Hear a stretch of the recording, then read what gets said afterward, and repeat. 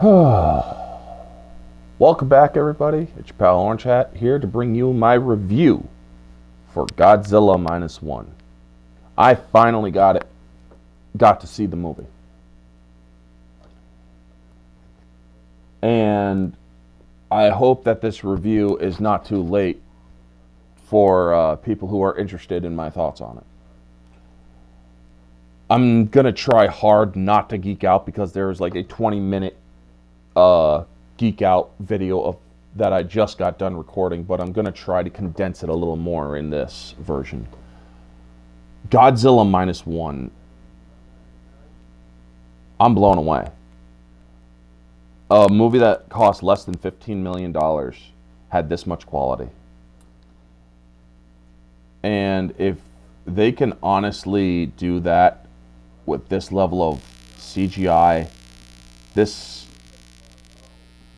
where is it? I do believe it. Yes, this. With this level of freaking CGI quality for less than $15 million. I mean, yes, the people of Japan are not paid a living wage for their work on this film. I understand that. But $15 million. Less than $15 million. I gotta remember that it's less than $15 million and you get quality like this. The writing for this film was absolutely phenomenal. From beginning to end, this film has superb writing.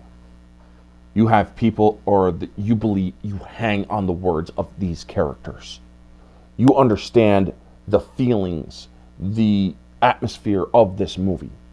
Japan has just gone through World War II, and they are suffering to rebuild what they lost.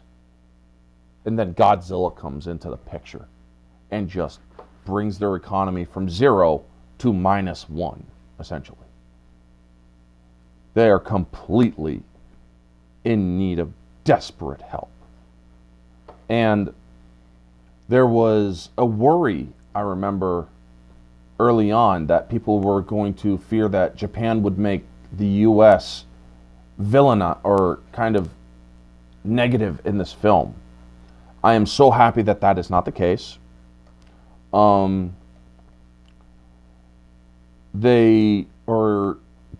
in this film, the designs are great. And I say designs as a small spoiler. I'm not going to say any further than that. I absolutely love the science behind his atomic breath. We all seen what happens with his spines in the trailers. If you haven't, you should definitely go look. There's going to be some small spoilers in this film.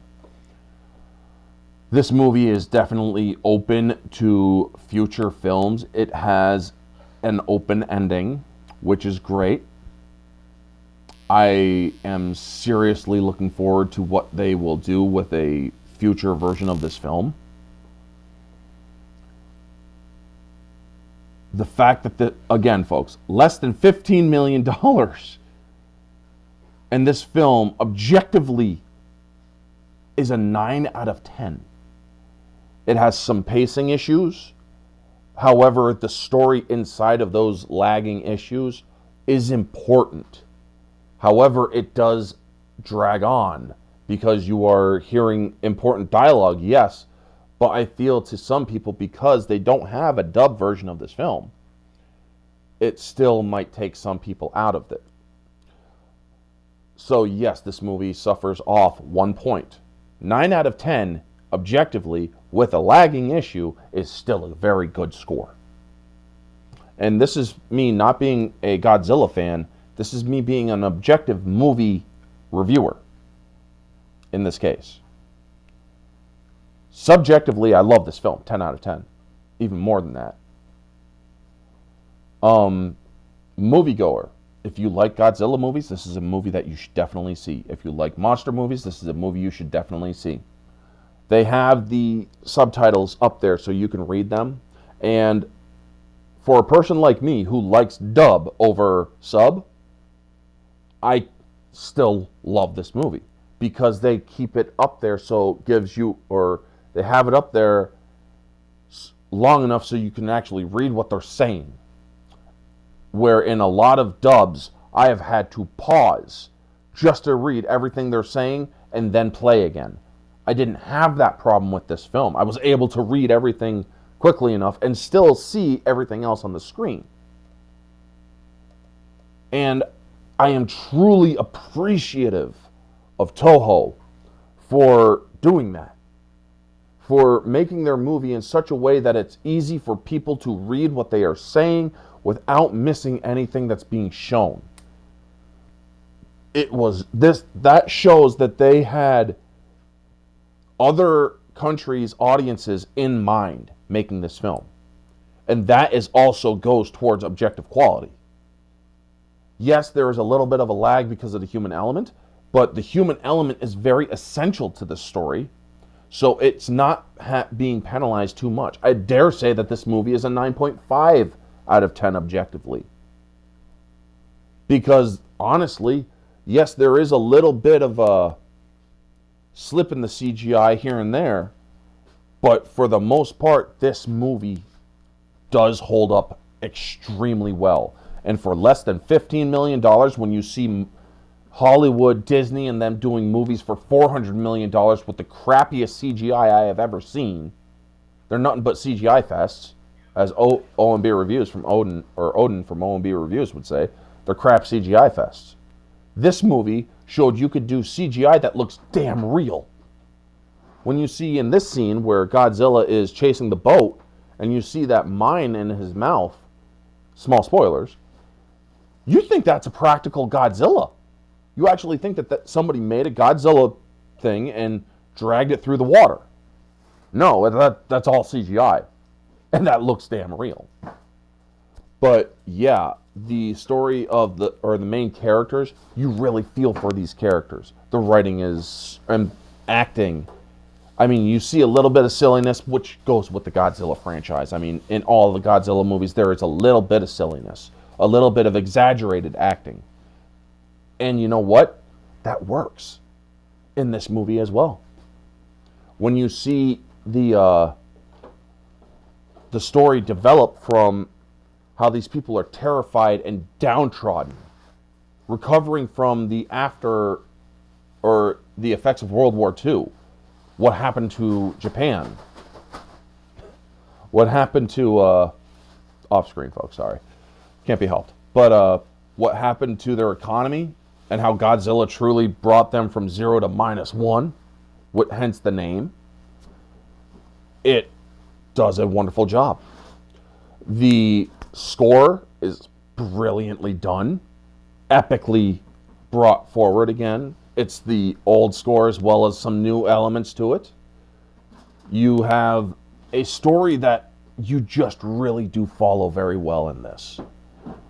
Godzilla, as a Godzilla fan, this is pure 10 out of 10 for me. But from an objective standard, I also have to look at it without bias. People might get a little put off with the human element and the lagging a little bit. But this, again, all of the human dialogue is truly important to sell the impact of the story.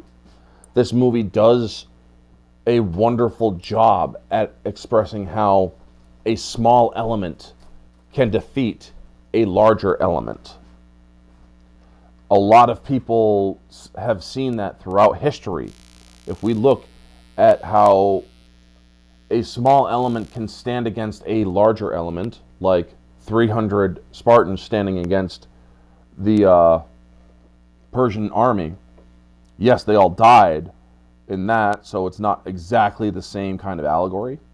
But you also see, like, in Return of the Jedi, how frickin' space teddy bears, Ewoks, can stand against the might of the Empire.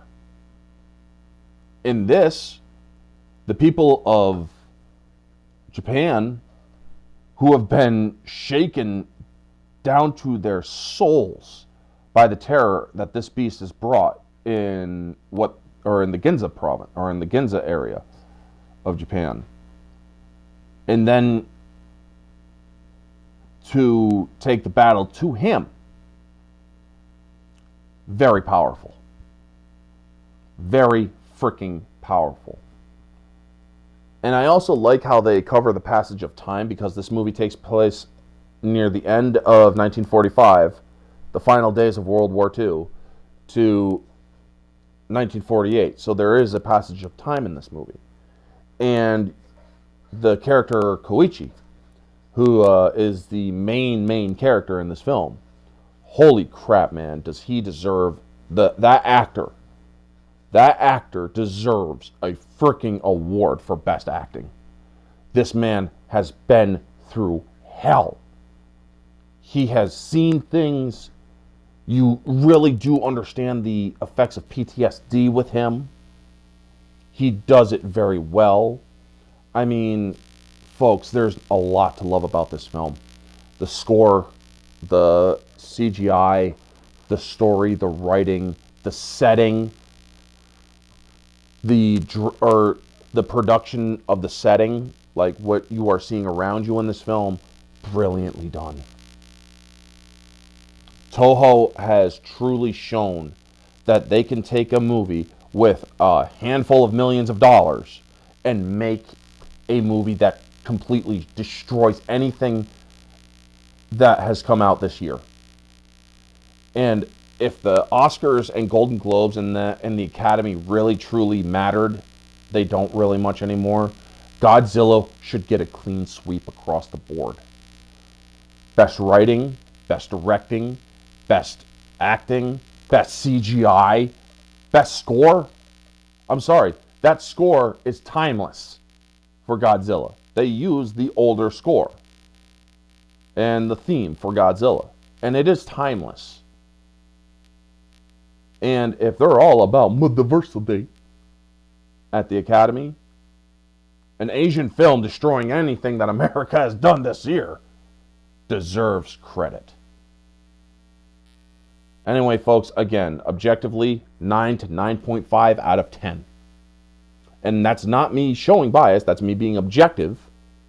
You have a little bit of the human element and the dragging of dialogue. That is an objective thing that might pull audiences a little bit away from the film. But it still pulls you right back in. Hanging on every word for somebody like me who is a fan of Godzilla, so you understand the story even better. Subjectively, a billion out of 10, man. A billion out of 10. Moviegoer, if you like these sort of movies, it's definitely a 10 out of 10. If you're just a general moviegoer to see something at the theater, I would say it's more of a 9 or 8.5 to a 9 out of 10. You might feel a little, or it drags on a little bit with the human element if you're just a general moviegoer. But this is a Godzilla film, man. It's a 10 out of 10. Anyway, that is my more shorter review. I feel that this movie definitely deserves all the credit it gives. Toho, you have a lot to be proud of here. And well done. I'm going to see if anybody like Mara wants to discuss it on my channel, or see if other people also want to discuss it further in length. I know they probably won't, but because it's been out for so long. But yeah, definitely this is a movie worth watching, folks, and I highly recommend you get your asses to a theater to see it. Anyway, that's going to be the video. You all know the drill. Like, comment, subscribe, share, all that jazz. Let me know your thoughts down in the comment section below. What did you think of Minus One if you have seen it? And I hope I didn't spoil too much for it. I did my best to leave spoilers out. Anyway, folks, this has been Orange Hat. Y'all have a wonderful day. Stay humble.